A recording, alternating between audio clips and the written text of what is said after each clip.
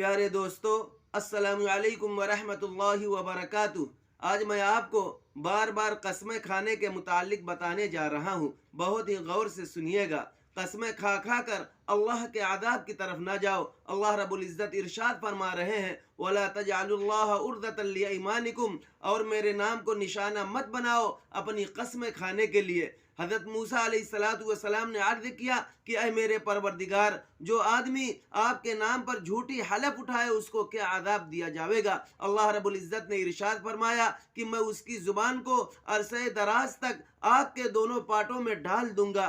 हज़रत मूसा अलैहिस्सलातु वस्सलाम ने दोबारा अर्ज़ किया कि अय मेरे परवरदिगार, जो आदमी एक मुसलमान भाई का माल झूठी कसम खा कर ले गया उसको क्या आदाब होगा। अल्लाह रब्बुल इज़्ज़त ने इरशाद फरमाया कि जन्नत से मैं उसका हिस्सा काट दूंगा। अल्लाह रब्बुल इज़्ज़त हम सबको बार बार कसमें खाने से महफूज फरमाए। आमीन सुम्मा आमीन।